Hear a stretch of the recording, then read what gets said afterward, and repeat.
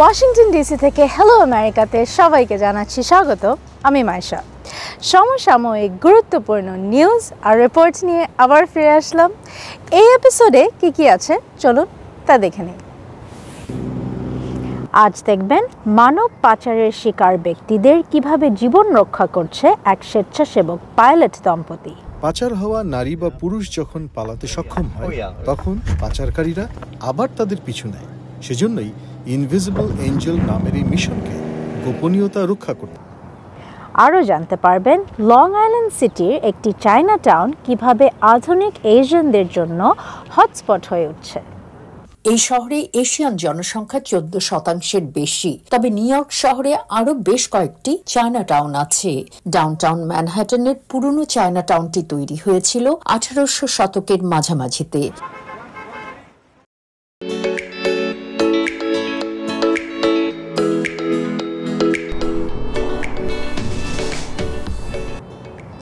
Human ট্রাফিকিংয়ের ভিকটিমদের উদ্ধারের ক্ষেত্রে তাদের দ্রুত সরিয়ে নেওয়া খুবই গুরুত্বপূর্ণ। এই কাজে সাহায্য করছে আমেরিকার এক স্বেচ্ছাসেবক পাইলট দম্পতি, যারা ইনভিজিবল এঞ্জেলস নামে পরিচিত।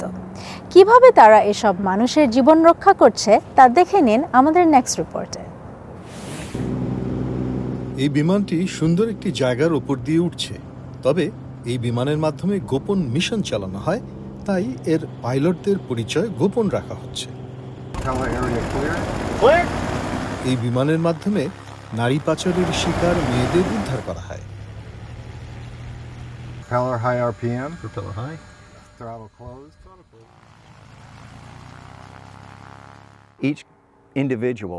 পাচার হওয়া প্রত্যেকটি ছেলে বা মেয়ের দাম বছরে $1.5 থেকে $2 লাখ। পাচার হওয়া নারী বা পুরুষ যখন পালাতে সক্ষম হয় তখন পাচারকারীরা আবার তাদের পিছু নেয়। সেজন্যই ইনভিজিবল এঞ্জেল নামের এই মিশনকে গোপনীয়তা রক্ষা করতে হয়।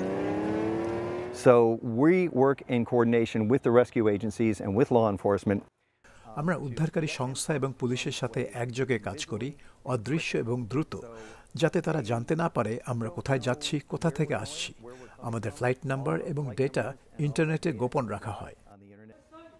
কেটিকে 12 বছর বয়সে পাচার করা হয়েছিল। আমি যদি পালাতে পারতাম এবং কেউ আমাকে খুঁজে পাবে না জানতাম, তাহলে ভালো হতো। সেলা ফ্রিডম নামে একটি দাতব্য সংগঠন কেটি এবং এমন 6000-এর বেশি মেয়েকে উদ্ধার করেছে। ফ্লোরিডায় তাদের একটি গোপন ঠিকানা আছে। আগে যেটা করা হতো তা হলো এদেরকে বাসে তুলে দেয়া হতো, আর পাচারকারীরা বাস স্টেশনেই এদের মতো অসহায়দের ধরার ফাঁদ পেতে রাখে। হলি একজন লেখিকা যিনি পাচারের শিকার হয়েছিলেন। তিনি মনে করেন ইনভিজিবল এঞ্জেলসের মতো প্রাইভেট ফ্লাইট তাকে আস্থা দিত। অ্যাটলান্টায় যাত্রাবিরতি আমার জন্য সবচেয়ে কষ্টকর ছিল। আমি যদি সেলা ফ্রিডম হাউসে যাবার জন্য মানসিকভাবে স্থির না থাকতাম, তাহলে হয়তো ওই বিমানবন্দর থেকে বেরিয়ে যেতাম, কেউ জানতে পারতো না। হলি এবং কেটির মতো মেয়েদের উদ্ধার কাজে ইনভিজিবল এঞ্জেলস তাদের সেবা দিয়ে যাচ্ছে।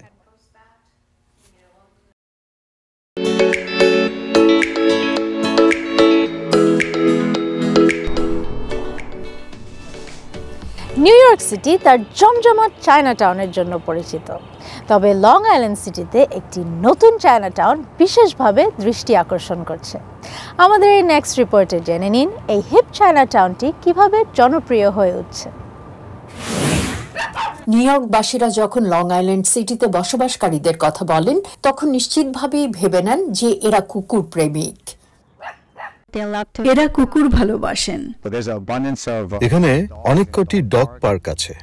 আরেকটি বৈশিষ্ট্য হচ্ছে এশিয়ানদের সংখ্যা বাড়ার সঙ্গে সঙ্গে এখানে চীনা ভাষায় লেখা অনেক কিছু দেখা যায়। এখানকার হাওয়াই বলে দেয় এটা নতুন চায়না টাউন। এই শহরে এশিয়ান জনসংখ্যা 14% বেশি। তবে নিউ ইয়র্ক শহরে আরো বেশ কয়েকটি চায়না টাউন আছে। ডাউনটাউন ম্যানহাটনের পুরনো চায়না টাউনটি তৈরি হয়েছিল 1800 শতকের মাঝামাঝিতে। তবে নিউ ইয়র্কের সবচেয়ে বেশি, প্রায় 70,000 চীনা অভিবাসী থাকেন কুইন্সের ফ্লাশিংয়ে। কিট ইয়াং ছিলেন সফটওয়্যার ইঞ্জিনিয়ার, থাকতেন ফ্লাশিংয়ে। এখন তিনি মার্শাল আর্টের প্রশিক্ষক।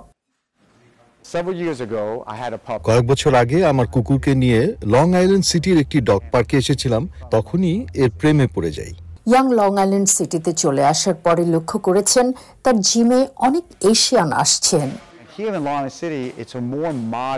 লং আইল্যান্ড সিটি আরো আধুনিক শহর, অনেক তরুণ পেশাদার ও শিক্ষার্থী থাকেন।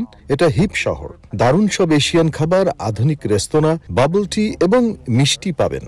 জো ঝং লং আইল্যান্ড সিটিতে যে ব্যবসার সুযোগ আছে তা বুঝেছিলেন।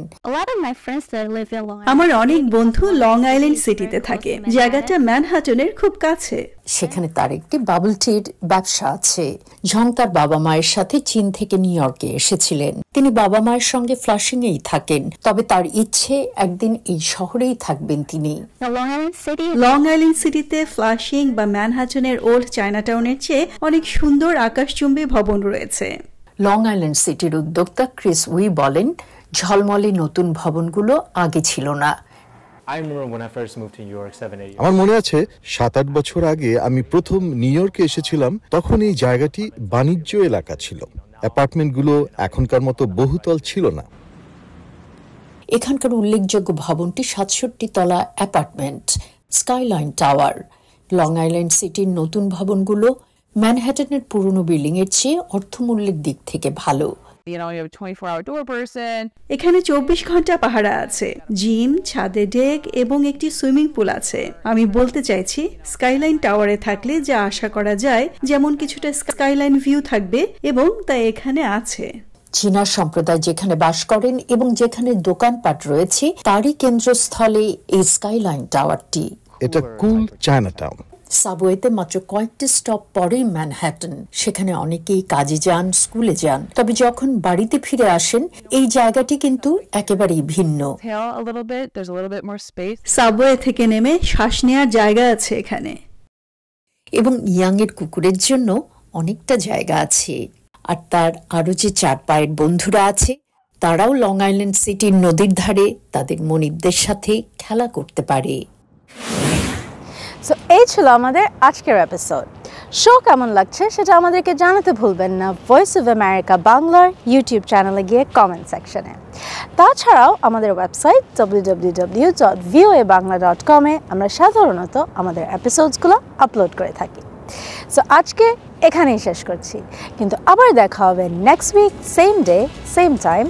সেই পর্যন্ত সবাই ভালো থাকুন। Signing off, Maisha, voice of America.